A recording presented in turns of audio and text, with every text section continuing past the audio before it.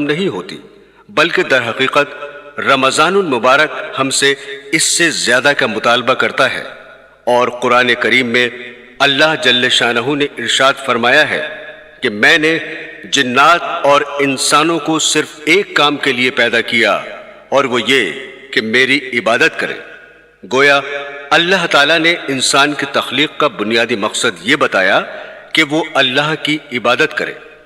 یہاں بعض لوگوں کو، خاص کر نئی روشنی کے لوگوں کو، یہ شبہ ہوتا ہے کہ اگر انسان کی تخلیق کا مقصد صرف عبادت تھا تو اس کام کے لیے انسان کو پیدا کرنے کی کیا ضرورت تھی؟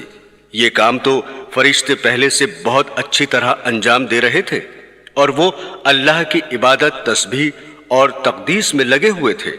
یہی وجہ ہے کہ جب اللہ تعالیٰ نے حضرت آدم علیہ السلام کو تخلیق فرمانے کا ارادہ کیا اور فرشتوں کو بتایا کہ میں اس طرح کا ایک انسان پیدا کرنے والا ہوں، تو فرشتوں نے بے ساختہ یہ کہا کہ آپ ایک ایسے انسان کو پیدا کر رہے ہیں جو زمین میں فساد مچائے گا اور خون ریزی کرے گا، اور عبادت، تسبیح اور تقدیس ہم انجام دے رہے ہیں۔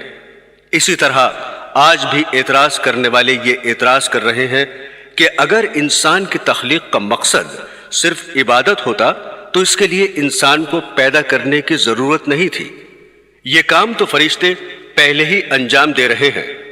بے شک اللہ تعالیٰ کے فرشتے اللہ تعالیٰ کی عبادت کر رہے تھے، لیکن ان کی عبادت بالکل مختلف نوعیت کی تھی، اور انسان کے سپرد جو عبادت کی گئی وہ بالکل مختلف نوعیت کی تھی، اس لیے کہ فرشتے جو عبادت کر رہے تھے ان کے مزاج میں اس کے خلاف کرنے کا امکان ہی نہیں تھا۔ وہ اگر چاہے کہ عبادت نہ کریں تو ان کے اندر عبادت چھوڑنے کی صلاحیت نہیں۔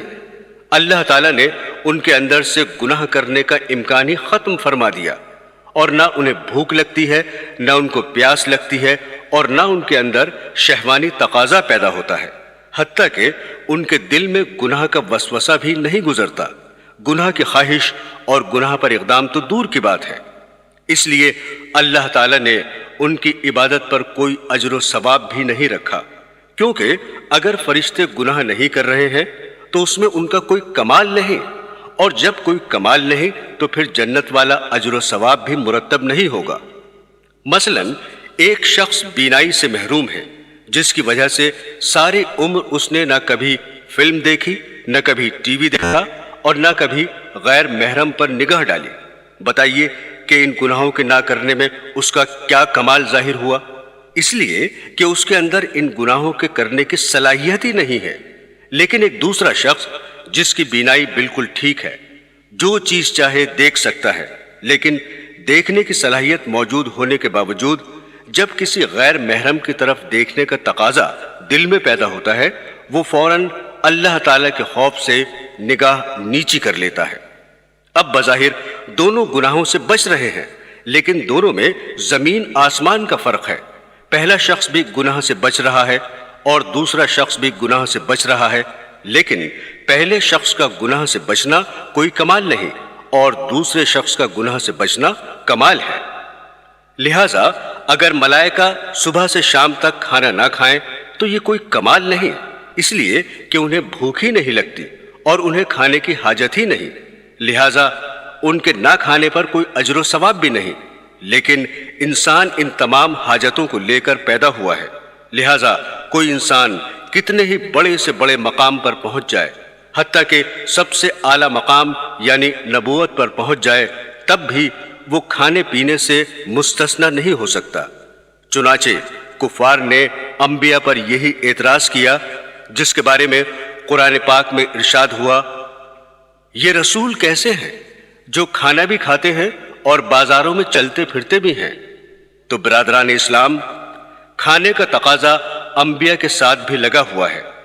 اب اگر انسان کو بھوک لگ رہی ہے لیکن اللہ کے حکم کی وجہ سے کھانا نہیں کھا رہا ہے تو یہ کمال کی بات ہے۔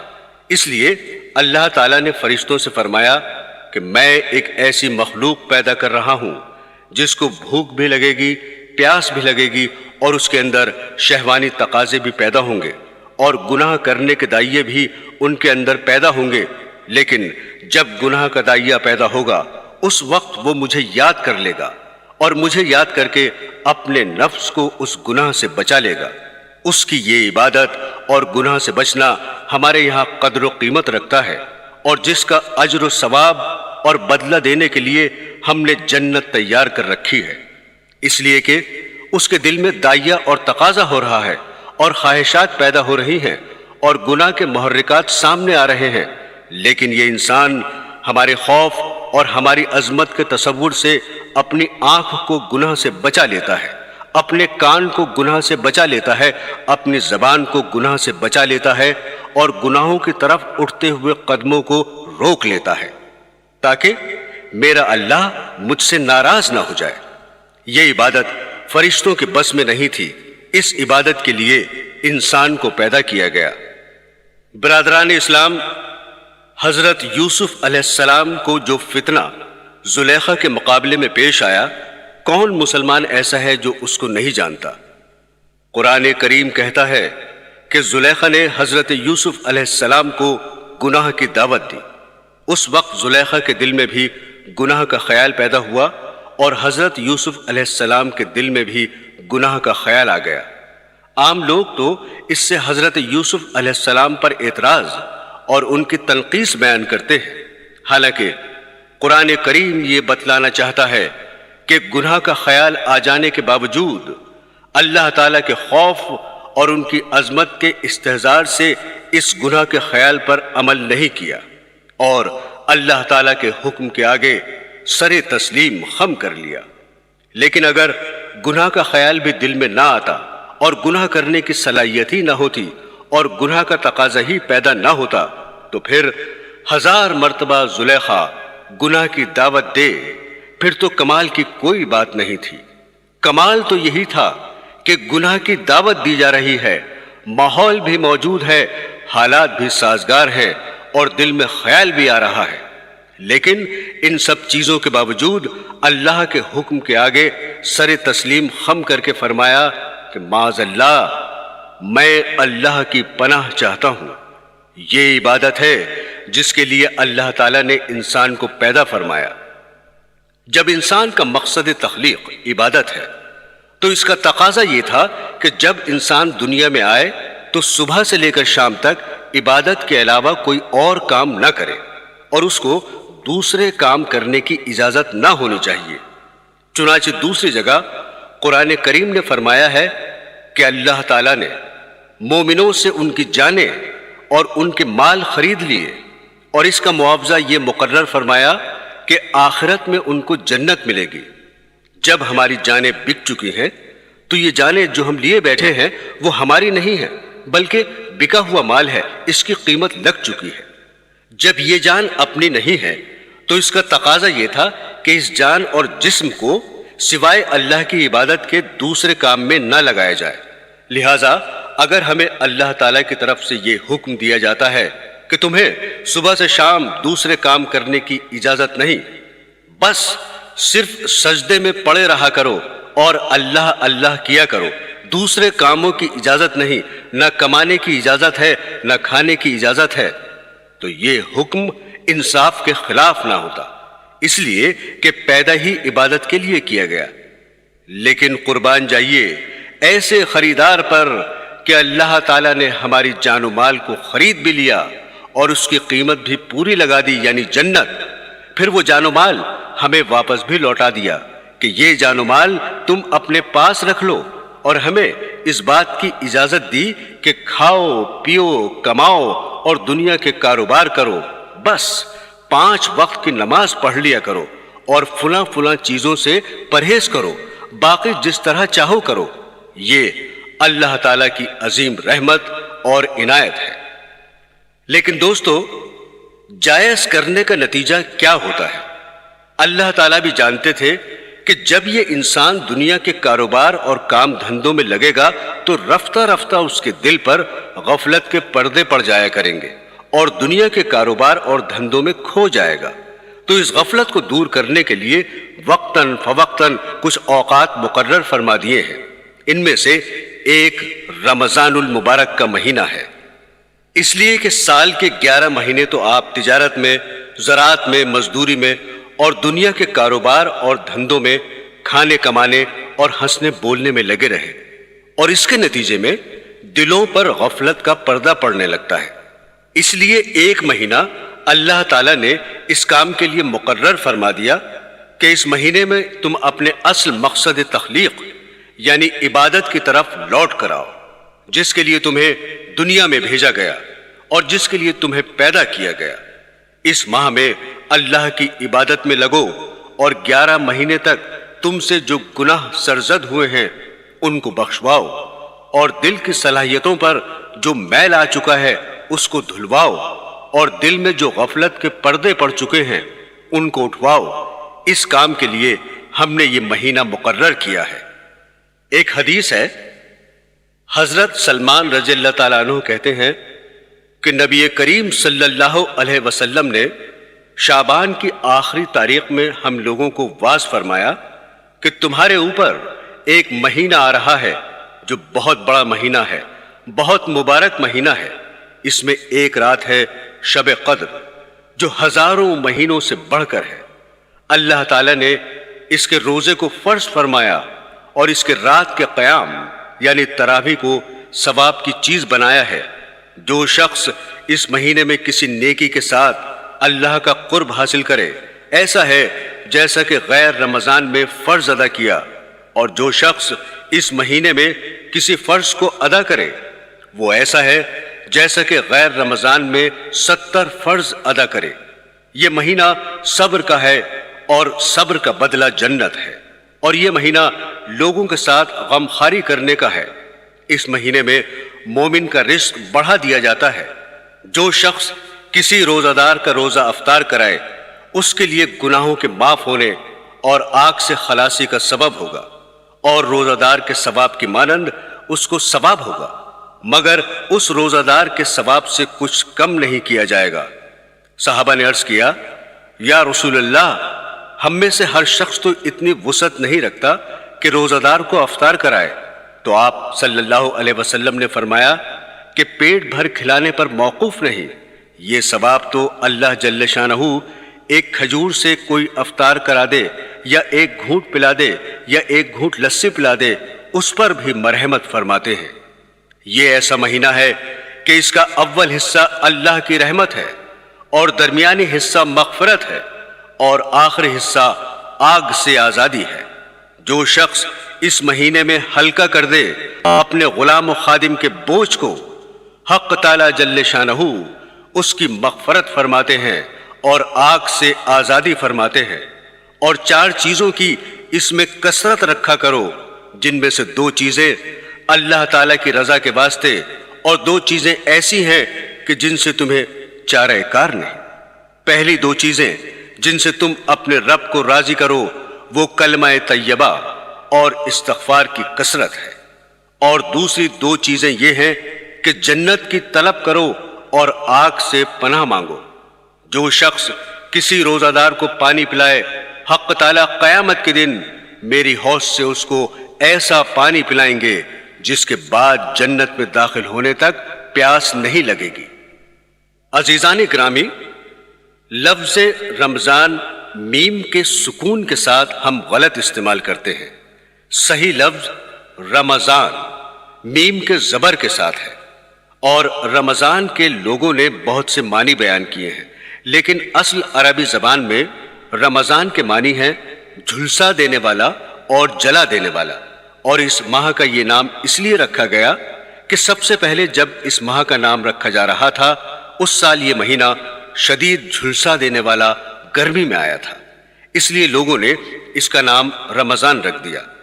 لیکن علماء نے فرمایا کہ اس ماہ کو رمضان اس لیے کہا جاتا ہے کہ اس مہینے میں اللہ تعالیٰ اپنی رحمت سے، اپنے فضل و کرم سے بندوں کے گناہوں کو جھلسا دیتے ہیں، جلا دیتے ہیں۔ اس مقصد کے لیے اللہ تعالیٰ نے یہ مہینہ مقرر فرمایا۔ 11 مہینے دنیاوی کاروبار، دنیاوی دھندوں میں لگے رہنے کے نتیجے میں غفلتیں دل پر چھا گئیں، اور اس عرصے میں جن گناہوں اور خطاؤں کا ارتکاب ہوا ان کو اللہ تعالیٰ کے حضور حاضر ہو کر انہیں بخشوا لو، اور غفلت کے پردوں کو دل سے اٹھا دو تاکہ زندگی کا ایک نیا دور شروع ہو جائے۔ اس لیے قرآن کریم نے فرمایا کہ یہ روزے تم پر اس لیے فرض کیے گئے ہیں تاکہ تمہارے اندر تقوی پیدا ہو جائے۔ تو رمضان کے مہینے کا اصل مقصد یہ ہے کہ سال بھر کے گناہوں کو بخشوانا اور غفلت کے حجاب دل سے اٹھانا اور دلوں میں تقوی پیدا کرنا۔ جیسے کسی مشین کو جب کچھ عرصے استعمال کیا جائے تو اس کے بعد اس کی سروس کرانی پڑتی ہے، اس کی صفائی کرانی ہوتی ہے، اسی طرح اللہ تعالیٰ نے انسان کی سروس اور اوور ہالنگ کے لیے یہ رمضان المبارک کا مہینہ مقرر فرمایا تاکہ اس مہینے میں اپنی صفائی کراؤ اور اپنی زندگی کو ایک نئی شکل دو۔ عزیزان گرامی، صرف روزہ رکھنے اور تراویح پڑھنے کی حد تک بات ختم نہیں ہوتی، بلکہ اس مہینے کا تقاضا یہ ہے کہ انسان اپنے آپ کو اس مہینے میں دوسرے کاموں سے فارغ کر لے، اس لیے کہ 11 مہینے تک زندگی کے دوسرے کام دھندوں میں لگے رہے، لیکن یہ مہینہ انسان کے لیے اس کی اصل مقصد تخلیق کی طرف لوٹنے کا مہینہ ہے۔ اس لیے اس مہینے کے تمام اوقات، ورنہ کم از کم اکثر اوقات، یا جتنا زیادہ سے زیادہ ہو سکے اللہ کی عبادت میں صرف کرے، اور اس کے لیے انسان کو پہلے سے تیار ہونا چاہیے اور اس کا پہلے سے پروگرام بنانا چاہیے۔ آج کل عالم اسلام میں ایک بات چل پڑی ہے جس کی ابتدا عرب ممالک خاص کر مصر اور شام سے ہوئی اور پھر دوسرے ملکوں میں بھی رائج ہو گئی اور ہمارے یہاں بھی آ گئی ہے۔ وہ یہ ہے کہ رمضان شروع ہونے سے پہلے کچھ محفلیں منعقد ہوتی ہیں جن کا نام محفل استقبال رمضان رکھا جاتا ہے، جس میں رمضان سے 1-2 دن پہلے ایک اجتماع منعقد کیا جاتا ہے اور اس میں قرآن کریم اور تقریر اور وعظ رکھا جاتا ہے، جس کا مقصد لوگوں کو یہ بتلانا ہوتا ہے کہ ہم رمضان المبارک کا استقبال کر رہے ہیں اور اس کو خوش آمدید کہہ رہے ہیں۔ رمضان المبارک کے استقبال کا یہ جذبہ بہت اچھا ہے، لیکن یہی اچھا جذبہ جب آگے بڑھتا ہے تو کچھ عرصے کے بعد بدعت کی شکل اختیار کر لیتا ہے۔ چنانچہ بعض جگہوں پر اس استقبال کی محفل نے بدعت کی شکل اختیار کر لی، لیکن رمضان المبارک کا اصل استقبال یہ ہے کہ رمضان آنے سے پہلے اپنے نظام الاوقات بدل کر ایسا بنانے کی کوشش کرو کہ اس میں زیادہ سے زیادہ وقت اللہ جل شانہ کی عبادت میں صرف ہو۔ رمضان کا مہینہ آنے سے پہلے یہ سوچو کہ یہ مہینہ آ رہا ہے، کس طرح میں اپنی مصروفیات کو کم کر سکتا ہوں۔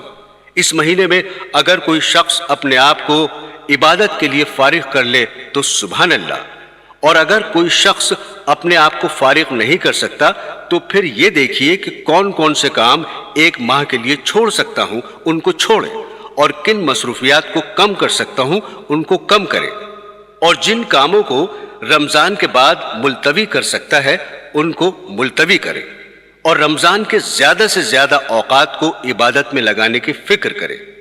دراصل استقبال رمضان کا صحیح طریقہ یہی ہے۔ اگر یہ کام کر لیا تو انشاءاللہ رمضان المبارک کی صحیح روح اور اس کے انوار و برکات حاصل ہوں گے، ورنہ یہ ہوگا کہ رمضان المبارک آئے گا، چلا جائے گا، اور اس سے صحیح طور پر فائدہ ہم نہیں اٹھا سکیں گے۔ عزیزان گرامی، جب رمضان المبارک کو دوسرے مشاغل سے فارغ کر لیا تو اب اس فارغ وقت کو کس طرح کام میں صرف کریں۔ جہاں تک روزوں کا تعلق ہے، ہر شخص جانتا ہے کہ روزہ رکھنا فرض ہے، اور جہاں تک تراویح کا معاملہ ہے اس سے بھی ہر شخص واقف ہے، لیکن ایک پہلو کی طرف خاص طور پر متوجہ کرنا چاہتا ہوں، وہ یہ کہ الحمدللہ جس شخص کے دل میں ذرہ برابر بھی ایمان ہے، اس کے دل میں رمضان المبارک کا ایک احترام اور اس کا تقدس ہوتا ہے، جس کی وجہ سے اس کی یہ کوشش ہوتی ہے کہ اس ماہ مبارک میں اللہ کی عبادت کچھ زیادہ کرے اور کچھ نوافل زیادہ پڑھے۔ جو لوگ عام دنوں میں 5 وقت کی نماز ادا کرنے کے لیے مسجد میں آنے سے کتراتے ہیں، وہ لوگ بھی تراویح جیسی لمبی نماز میں بھی روزانہ شریک ہوتے ہیں۔ یہ سب الحمدللہ اس ماہ کی برکت ہے کہ لوگ عبادت میں، نماز میں، ذکر و اذکار اور تلاوت قرآن میں مشغول ہوتے ہیں۔ نبی کریم صلی اللہ علیہ وسلم کا ارشاد ہے کہ رمضان المبارک کی ہر شب و روز میں اللہ کے یہاں سے جہنم کے قیدی چھوڑ دیے جاتے ہیں، اور ہر مسلمان کے لیے ہر شب و روز میں ایک دعا ضرور قبول ہوتی ہے۔ برادران اسلام، نفلی نمازوں، نفلی عبادات، نفلی ذکر و اذکار اور نفلی تلاوت قرآن کریم سے زیادہ مقدم ایک اور چیز ہے جس کی طرف توجہ نہیں جاتی ہے۔ وہ یہ ہے کہ اس مہینے کو گناہوں سے پاک کر کے گزارنا، کہ اس ماہ میں ہم سے کوئی گناہ سرزد نہ ہو۔ اس مبارک مہینے میں آنکھ نہ بہکے، نظر غلط جگہ پر نہ پڑے، کان غلط چیزیں نہ سنے، زبان سے کوئی غلط کلمہ نہ نکلے، اور اللہ تبارک و تعالیٰ کی معصیت سے مکمل اجتناب ہو۔ یہ مبارک مہینہ اگر اس طرح گزار لیا، پھر چاہے ایک نفلی رکعت نہ پڑھی ہو اور تلاوت زیادہ نہ کی ہو اور نہ ذکر و اذکار کیا ہو، لیکن گناہوں سے بچتے ہوئے، اللہ کی معصیت اور نافرمانی سے بچتے ہوئے یہ مہینہ گزار دیا، تو آپ قابل مبارکباد ہیں، اور یہ مہینہ آپ کے لیے مبارک ہے۔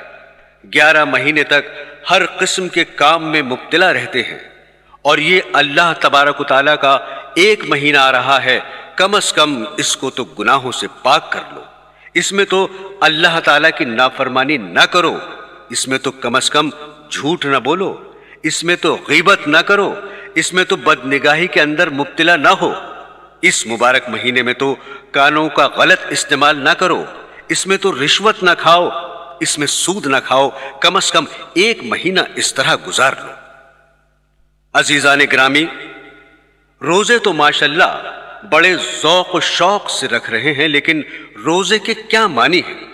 روزے کے معنی یہ ہیں کہ کھانے سے اجتناب کرنا، پینے سے اجتناب اور نفسانی خواہشات کی تکمیل سے اجتناب کرنا۔ روزے میں ان تینوں چیزوں سے اجتناب ضروری ہے۔ اب یہ دیکھیں کہ یہ تینوں چیزیں ایسی ہیں جو حلال ہیں، کھانا حلال، پینا حلال، اور جائز طریقے سے زوجین کا نفسانی خواہشات کی تکمیل کرنا حلال۔ اب روزے کے دوران آپ ان حلال چیزوں سے تو پرہیز کر رہے ہیں، نہ کھا رہے ہیں، نہ پی رہے ہیں، لیکن جو چیزیں پہلے سے حرام تھیں، مثلا جھوٹ بولنا، غیبت کرنا، بد نگاہی کرنا، جو ہر حال میں حرام تھی، روزے میں یہ سب چیزیں ہو رہی ہیں۔ اب روزہ رکھا ہوا ہے اور جھوٹ بول رہے ہیں، روزہ رکھا ہوا ہے اور غیبت کر رہے ہیں، روزہ رکھا ہوا ہے اور بد نگاہی کر رہے ہیں، روزہ رکھا ہوا ہے لیکن وقت پاس کرنے کے لیے گندی گندی فلمیں دیکھ رہے ہیں۔ یہ کیا روزہ ہوا کہ حلال چیز تو چھوڑ دی اور حرام چیز نہیں چھوڑی؟ اس لیے حدیث شریف میں نبی کریم صلی اللہ علیہ وسلم نے فرمایا کہ اللہ تعالیٰ فرماتے ہیں، جو شخص روزے کی حالت میں جھوٹ بولنا نہ چھوڑے تو مجھے اس کے بھوکا اور پیاسا رہنے کی کوئی حاجت نہیں۔ اس لیے جب جھوٹ بولنا نہیں چھوڑا جو پہلے سے حرام تھا، تو کھانا چھوڑ کر اس نے کون سا بڑا کمال کیا۔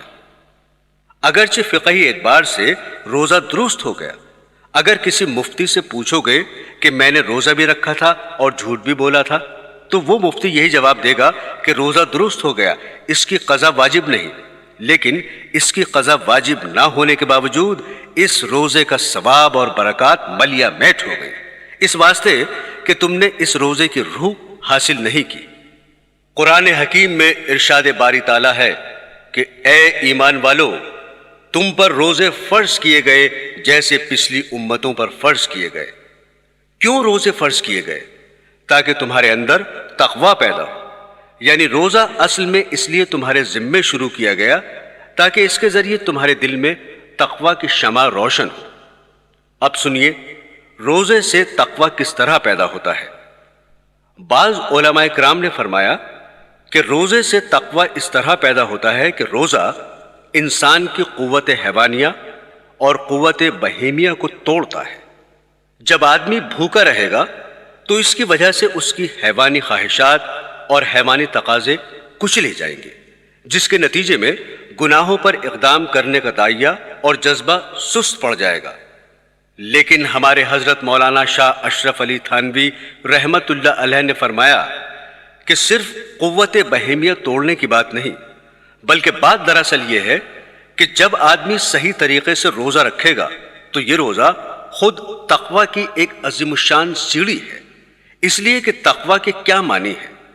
تقوی کے معنی یہ ہیں کہ اللہ جل جلالہ کے عظمت کے استحضار سے، اس کے گناہوں سے بچنا، یعنی یہ سوچ کر کہ میں اللہ تعالیٰ کا بندہ ہوں اور اللہ تعالیٰ مجھے دیکھ رہے ہیں، اللہ تعالیٰ کے سامنے حاضر ہو کر مجھے جواب دینا ہے اور اللہ تعالیٰ کے سامنے پیش ہونا ہے۔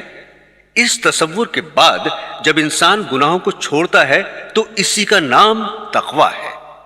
جیسا کہ اللہ تعالیٰ فرماتے ہیں، جو شخص اس بات سے ڈرتا ہے کہ مجھے اللہ تعالیٰ کے دربار میں حاضر ہونا ہے اور کھڑا ہونا ہے، اور اس کے نتیجے میں وہ اپنے آپ کو ہوائے نفس اور خواہشات سے روکتا ہے، یہی تقوی ہے۔ لہذا روزہ حصول تقوی کے لیے بہترین ٹریننگ اور بہترین تربیت ہے۔ جب روزہ رکھ لیا تو آدمی پھر کیسے ہی گناہگار، خطاکار اور فاسق و فاجر ہو، جیسا بھی ہو، لیکن روزہ رکھنے کے بعد اس کی یہ کیفیت ہوتی ہے کہ سخت گرمی کا دن ہے، سخت پیاس لگی ہوئی ہے، کمرے میں اکیلا ہے، کوئی دوسرا پاس موجود نہیں، اور دروازے پر کنڈی لگی ہوئی ہے، اور کمرے میں فریج موجود ہے، اور اس فریج میں ٹھنڈا پانی موجود ہے۔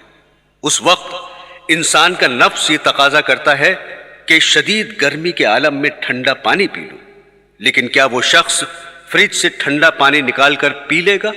ہرگز نہیں پیے گا۔ حالانکہ اگر وہ پانی پی لے تو کسی بھی انسان کو کانوں کان خبر نہ ہوگی، کوئی لعنت اور ملامت کرنے والا نہیں ہوگا، اور دنیا والوں کے سامنے وہ روزہ دار ہی رہے گا، اور شام کو باہر نکل کر آرام سے لوگوں کے ساتھ افطاری کھا لے تو کسی شخص کو بھی پتہ نہیں چلے گا کہ اس نے روزہ توڑ دیا ہے۔ لیکن اس سب کے باوجود وہ پانی نہیں پیتا ہے۔ کیوں نہیں پیتا؟ پانی نہ پینے کی اس کے علاوہ کوئی اور وجہ نہیں ہے کہ وہ یہ سوچتا ہے کہ اگرچہ کوئی مجھے نہیں دیکھ رہا ہے، لیکن میرا مالک جس کے لیے میں نے روزہ رکھا ہے وہ تو مجھے دیکھ رہا ہے۔ اسی لیے اللہ جل شانہ فرماتے ہیں کہ روزہ میرے لیے ہے، لہٰذا میں ہی اس کی جزا دوں گا۔ اور اعمال کے بارے میں تو یہ فرمایا کہ کسی عمل کا 10 گنا اجر، کسی عمل کا 70 گنا اجر، اور کسی عمل کا 100 گنا اجر ہے، حتیٰ کہ صدقہ کا اجر 700 گنا ہے۔ لیکن روزے کے بارے میں فرمایا کہ روزے کا اجر میں دوں گا، کیونکہ روزہ اس نے صرف میرے لیے رکھا تھا، اس لیے کہ شدید گرمی کی وجہ سے جب حلق میں کانٹے لگ رہے ہیں اور زبان پیاس سے خشک ہے اور فریج میں ٹھنڈا پانی موجود ہے، تنہائی ہے اور کوئی دیکھنے والا بھی نہیں ہے، اس کے باوجود میرا بندہ صرف اس لیے پانی نہیں پی رہا ہے کہ اس کے دل میں میرے سامنے کھڑا ہونے اور جواب دہی کا ڈر اور احساس ہے۔ اس احساس کا نام تقوی ہے۔ اگر یہ احساس پیدا ہو گیا تو تقوی بھی پیدا ہو گیا۔ لہذا تقوی روزے کی ایک شکل بھی ہے اور اس کے حصول کی ایک سیڑھی بھی ہے۔ اس لیے اللہ تعالیٰ نے فرمایا کہ ہم نے روزے اس لیے فرض کیے تاکہ تقوی کی عملی تربیت دے۔ لہذا جب تم روزے کے ذریعے یہ عملی تربیت حاصل کر رہے ہو تو پھر اس کو اور ترقی دو اور آگے بڑھاؤ۔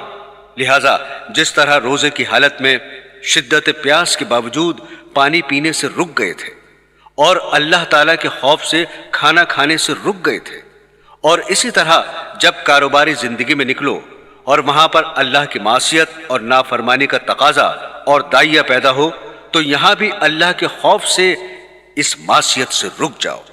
لہٰذا 1 مہینے کے لیے ہم تمہیں ایک تربیتی کورس سے گزار رہے ہیں، اور یہ تربیتی کورس اس وقت مکمل ہوگا جب کاروباری زندگی میں ہر موقع پر اس پر عمل کرو، ورنہ اس طرح یہ تربیتی کورس مکمل نہیں ہوگا کہ اللہ کے خوف سے پانی پینے سے تو رک گئے اور جب کاروباری زندگی میں نکلے تو پھر آنکھ غلط جگہ پر پڑ رہی ہے، کان بھی غلط باتیں سن رہے ہیں، زبان سے بھی غلط باتیں نکل رہی ہیں۔ اس طرح تو یہ کورس مکمل نہیں ہوگا۔ عزیزان گرامی، جس طرح علاج ضروری ہے اسی طرح پرہیز بھی ضروری ہے۔ اللہ تعالیٰ نے روزہ اس لیے رکھوایا تاکہ تمہارے اندر تقوی پیدا ہو، لیکن تقوی اس وقت پیدا ہوگا جب اللہ کی نافرمانیوں اور معصیتوں سے پرہیز کرو گے۔ مثلاً کمرے کو ٹھنڈا کرنے کے لیے آپ نے اس میں ایئر کنڈیشن لگایا اور ایئر کنڈیشن کا تقاضا یہ ہے کہ وہ پورے کمرے کو ٹھنڈا کر دے۔ اب آپ نے اس کو آن کر دیا، لیکن ساتھ ہی اس کمرے کی کھڑکیاں اور دروازے کھول دیے۔ ادھر سے ٹھنڈک آ رہی ہے اور ادھر سے نکل رہی ہے، لہٰذا کمرہ ٹھنڈا نہیں ہوگا۔ بالکل اسی طرح یہ سوچئے کہ روزہ کا ایئر کنڈیشن تو آپ نے لگا دیا، لیکن ساتھ ہی دوسری طرف اللہ کی نافرمانی اور معصیتوں کے دروازے اور کھڑکیاں کھول دی۔ اب بتائیے ایسے دروازے سے کوئی فائدہ حاصل ہوگا؟ اسی طرح روزے کے اندر یہ حکمت کہ اس کا مقصد قوت بہیمیہ توڑنا ہے، یہ بات کی حکمت ہے۔ اصل مقصد یہ ہے کہ ان کے حکم کی اتباع اور سارے دین کا دار و مدار اللہ اور اللہ کے رسول کے حکم کی اتباع ہے۔ وہ جب کہیں کہ کھاؤ اس وقت کھانا دین ہے، اور جب وہ کہیں کہ مت کھاؤ اس وقت نہ کھانا دین ہے۔ اللہ تعالیٰ نے اپنی اطاعت اور اپنی اتباع کا عجیب نظام بنایا ہے کہ سارا دن تو روزہ رکھنے کا حکم دیا اور اس پر بڑا اجر و ثواب رکھا، لیکن ادھر آفتاب غروب ہوا، ادھر یہ حکم آ گیا کہ اب جلدی افطار کرو، کیونکہ بلا وجہ افطار میں تاخیر کرنا مکروہ اور ناپسندیدہ ہے۔ کیوں ناپسندیدہ ہے؟ اس لیے کہ جب آفتاب غروب ہو گیا تو اب ہمارا یہ حکم آ گیا کہ اب بھی اگر نہیں کھاؤ گے اور بھوکے رہو گے تو یہ بھوک کی حالت ہمیں پسند نہیں۔ اس لیے کہ اصل کام ہماری اتباع کرنا ہے، اپنا شوق پورا نہیں کرنا ہے۔ دوستو، عام حالات میں دنیا کی کسی چیز کی حرص اور ہوس بہت بری چیز ہے، لیکن جب وہ کہیں کہ حرص کرو تو پھر حرص ہی میں لطف اور مزہ ہے۔ کسی نے کیا خوب کہا ہے، جب سلطان دین یہ چاہ رہے ہیں کہ میں حرص اور طمع کروں تو پھر قناعت کے سر پر خاک، پھر قناعت میں مزہ نہیں ہے، پھر تو طمع اور حرص میں مزہ ہے۔ یہ افطار میں جلدی کرنے کا حکم اسی وجہ سے ہے۔ غروب آفتاب سے پہلے تو یہ حکم تھا ایک ذرہ بھی اگر منہ میں چلا گیا تو گناہ بھی لازم اور کفارہ بھی لازم۔ مثلاً 7 بجے آفتاب غروب ہو رہا تھا، اب اگر کسی شخص نے 6:59 پر ایک چنے کا دانہ کھا لیا، اب بتائیے کہ روزے میں کتنی کمی آئی؟ صرف 1 منٹ کی کمی آئی، 1 منٹ کا روزہ توڑا، لیکن اس 1 منٹ کے روزے کے کفارے میں 60 دن کے روزے رکھنے واجب ہیں۔ اس لیے کہ بات صرف ایک چنے اور 1 منٹ کی نہیں ہے، بات دراصل یہ ہے کہ اس نے ہمارا حکم توڑا۔ ہمارا حکم یہ تھا کہ جب تک آفتاب غروب نہ ہو جائے اس وقت تک کھانا جائز نہیں، لیکن تم نے یہ حکم توڑ دیا، لہٰذا اب 1 منٹ کے بدلے میں 60 دن کے روزے رکھو۔ اور پھر جیسے ہی آفتاب غروب ہو گیا تو یہ حکم آ گیا اب جلدی کھاؤ، اگر بلا وجہ تاخیر کر دی تو گناہ ہوگا۔ کیوں؟ اس واسطے کہ ہم نے حکم دیا تھا کہ کھاؤ، اب کھانا ضروری ہے۔ لیکن میرے عزیزو، سحری کے بارے میں حکم یہ ہے کہ سحری تاخیر سے کھانا افضل ہے، جلدی کھانا خلاف سنت ہے۔ بعض لوگ رات کو 12 بجے سحری کھا کر سو جاتے ہیں، یہ خلاف سنت ہے۔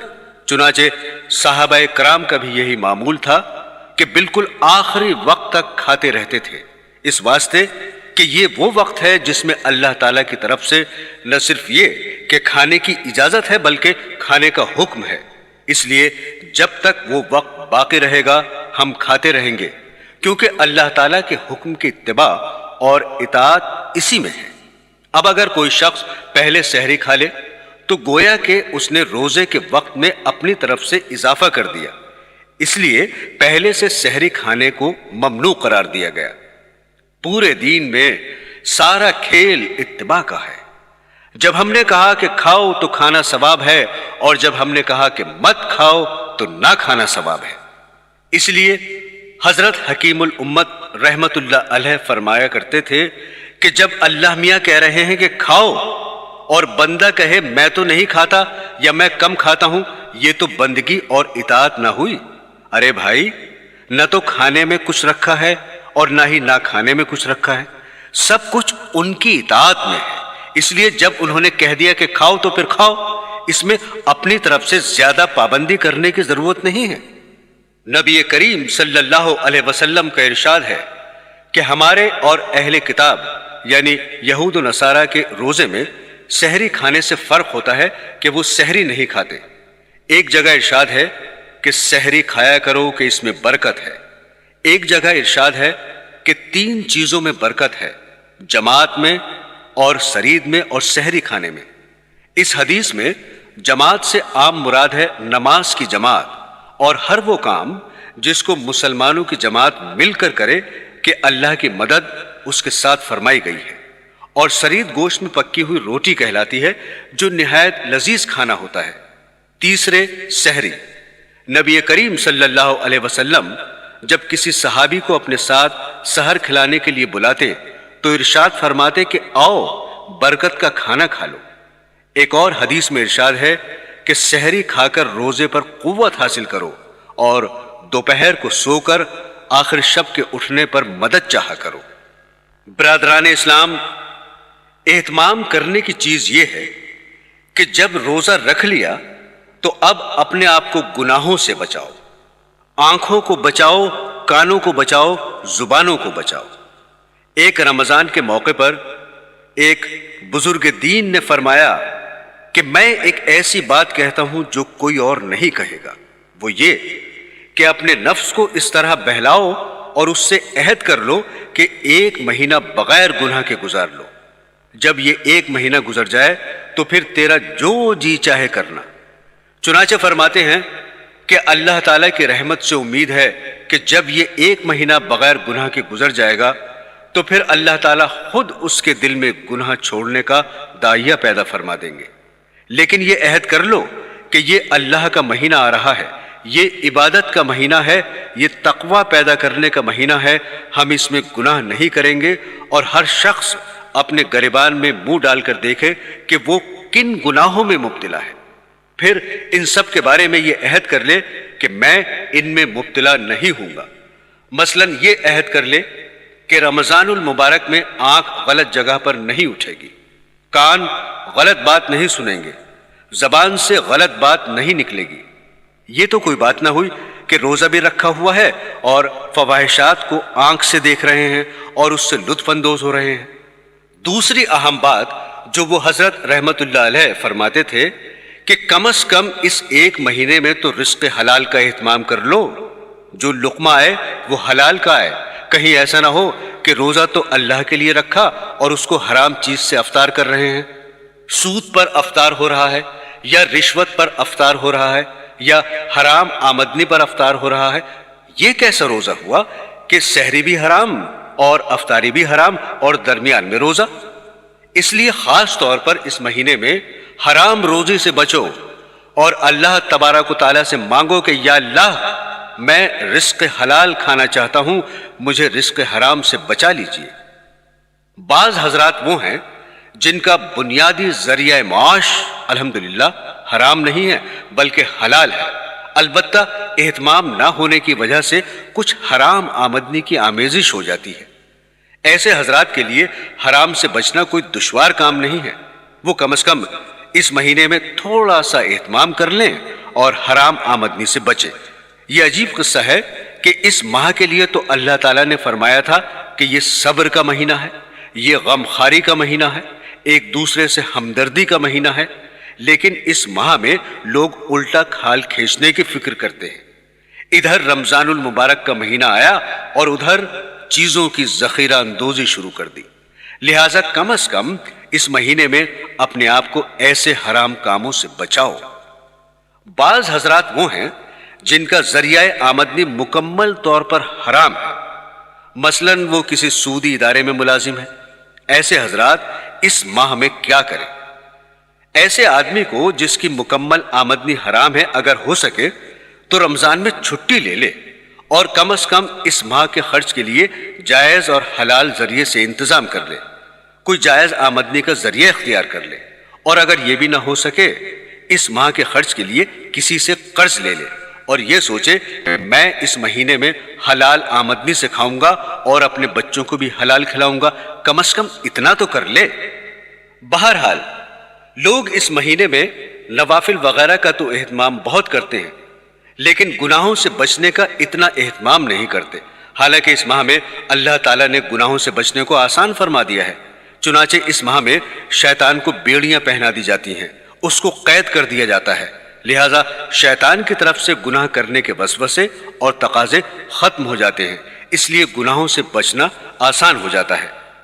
میرے عزیزو، تیسری بات جس کا روزے سے خاص تعلق ہے وہ ہے غصے سے اجتناب اور پرہیز۔ چنانچہ حدیث شریف میں ہے کہ حضور اقدس صلی اللہ علیہ وسلم نے فرمایا کہ یہ ایک دوسرے سے غمخواری کا مہینہ ہے، لہٰذا غصہ اور غصے کی وجہ سے سرزد ہونے والے جرائم اور گناہ مثلا جھگڑا، مار پٹائی، تو تکار، ان سب چیزوں سے پرہیز کا اہتمام کریں۔ حدیث شریف میں حضور اقدس صلی اللہ علیہ وسلم نے یہاں تک فرما دیا ہے کہ اگر کوئی شخص تم سے جہالت اور لڑائی کی بات کرے تو تم کہہ دو کہ میرا روزہ ہے، میں لڑنے کے لیے تیار نہیں، نہ زبان سے لڑنے کے لیے تیار ہوں اور نہ ہاتھ سے، اس سے پرہیز کرے۔ یہ سب بنیادی کام ہے۔ برادران اسلام، جہاں تک عبادات کا تعلق ہے، تمام مسلمان ماشاءاللہ جانتے ہی ہیں کہ روزہ رکھنا، تراویح پڑھنا